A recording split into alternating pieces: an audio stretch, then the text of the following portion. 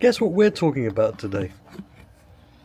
Yep, we're talking about the Woodpeckers Rout-N-Mill, Rout-N-Plane, sorry, XL, benchtop mill. This is a really bad angle. Let's put you somewhere else. It's the light, man. It's the light. Fuck it. We'll go over here. There's still a light. I can't win. I just can't win. So,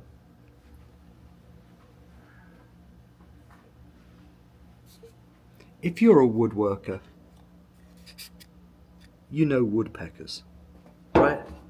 I own, before buying this tool, I splurged and I bought myself my first woodpecker tool.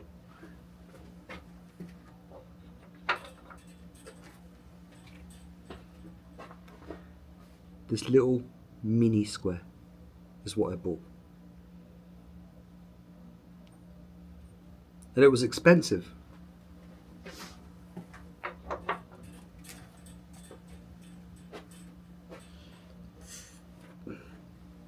I love wood, don't get me wrong, right? Woodpeckers, I love their stuff.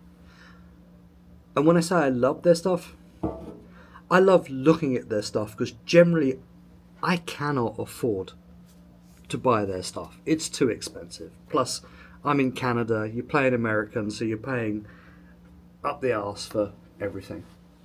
But I wanted to start making cutting boards, which is why I bought the Rout-N-Plane XL. Now,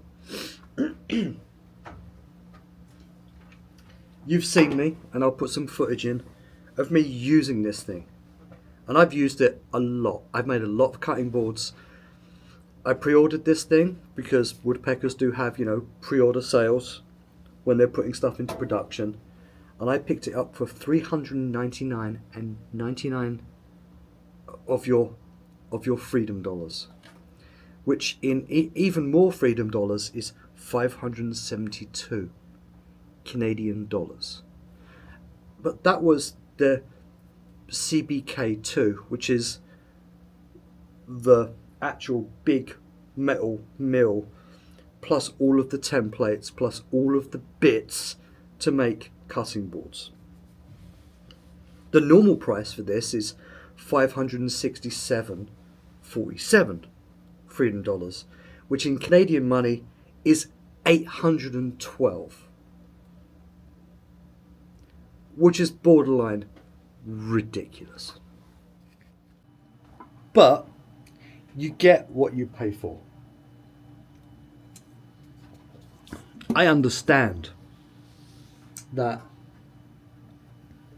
tools are expensive, because they are.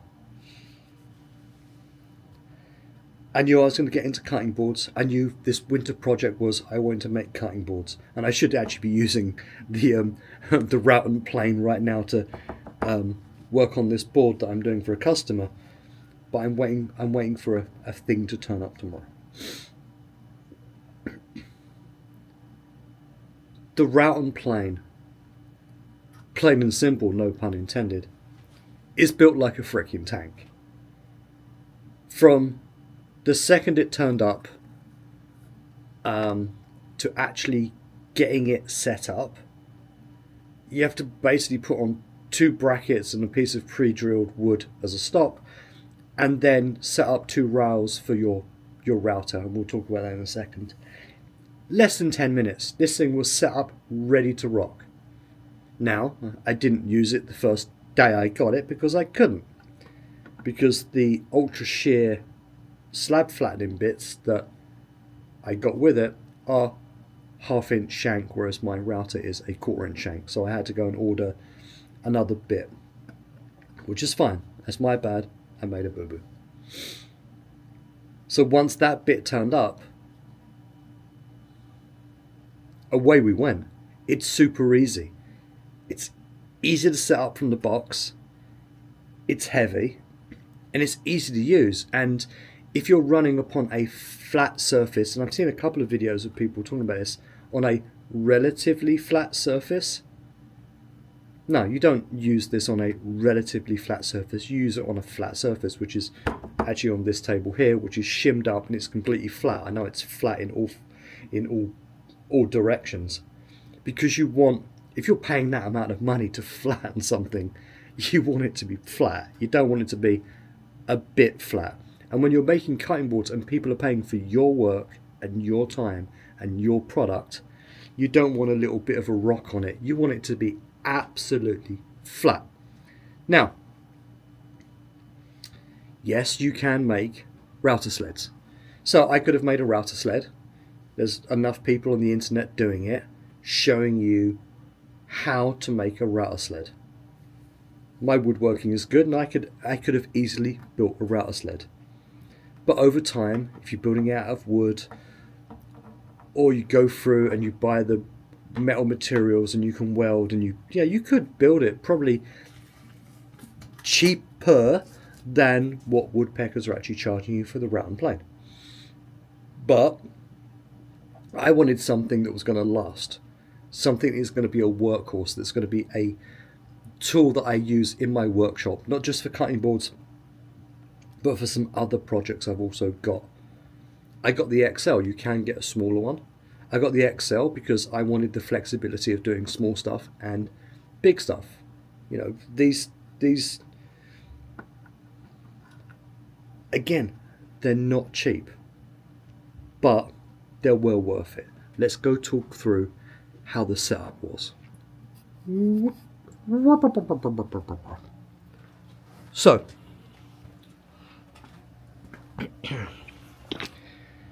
you have to attach essentially 2 brackets here and a piece of pre-drilled wood as a stop. It's height adjustable, and it's got 6 different heights, and all you do is you undo these little screws here, move it to the height you want, and then do the same thing at the other end. The other thing you have to install are these 2 rails, which obviously you do to the width of your router base. It does say router guide. You want at least 1 flat side on your router. My router has 2 flat sides, so I've set it for 2 flat sides. And that's pretty much it. You're good to go.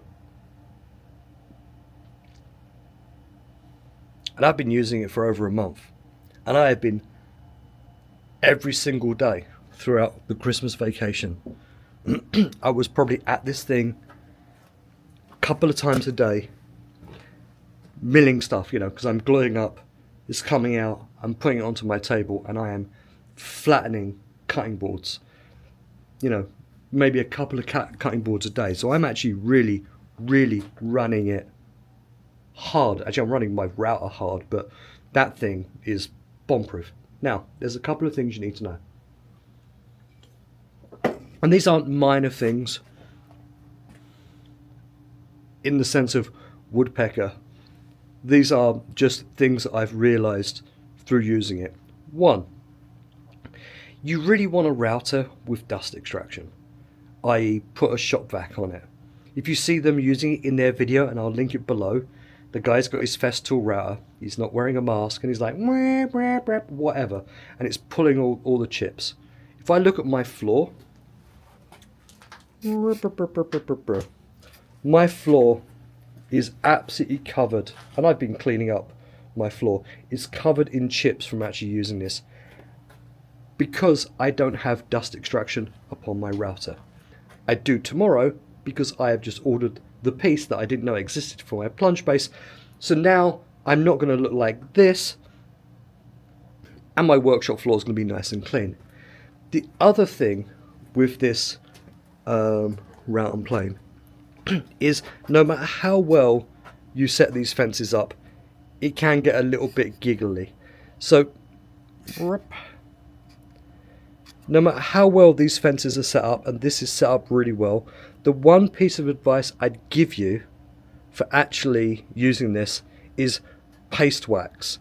And if you don't know what paste wax is, it's stuff like this that you put onto your plane. Because now, and I've not done it, this thing slides beautifully. That's the first time I've actually paste waxed this thing in a month, and I wish I'd done it earlier. I've just paste waxed the 2 inner rails, and my router is moving so much nicer. So definitely paste wax your thing. I don't know how long it's going to last, and I'll leave a comment in the video at some point once I figure out how long the paste wax is actually going to last. But hopefully I don't have to do it all the time, but you never know, because it might.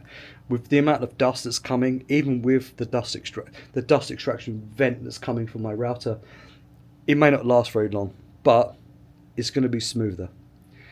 Other thing to note is don't take deep cuts. It says it on the bits. When you get the bits in this kit, it says, you know, don't take deep cuts. So don't. I've done this. I've not done it on purpose. I had a router bit drop on me. But I was using my router for probably 3 hours, give or take, on and off straight. And stuff gets hot. And when stuff gets hot, it expands. And I actually expanded my collet and dropped the bit. And I was taking a real heavy pass. And as soon as you take a heavy pass, you'll know you're doing it wrong, because it's going to chatter on you and it's going to judder. Don't do that. Light passes, take your time. If you've been running for more than like 20 minutes on your router and your router's not an industrial, really expensive router, stop, pause, chill, let it cool down a bit. Occasionally get a wrench, an adjustable wrench, and check to make sure your collet's done up, because otherwise you might get a collet drop. But that was probably more of a me problem than anything else. So, the Rout-N-Plane. Whoops. Wow, this video's all over the place. It's easy to set up. It's easy to use. There's no real learning curve on it. If you've routed something, you've routed something. It's easy. It's built like a tank. The adjustability is super simple. It takes minutes to change the heart on it if you need to change the heart on it. It is expensive, but it is built like a tank. So I think the Americans would say built Ford tough. It's built well. It's an investment, but if you're making cutting boards or you're trying to flatten things, and especially if you're making end grain cutting boards where you shouldn't really put them through your plane, this is the best solution. Yes, you can make one for probably a fraction of the cost, but I wanted something that's going to last, that's going to be solid, and I know that Woodpeckers is a good company and they make good tools. I just wish I had more money to buy more of their stuff, but I don't, unfortunately, so that's life. So that's a quick review. Well worth getting one if you can afford it.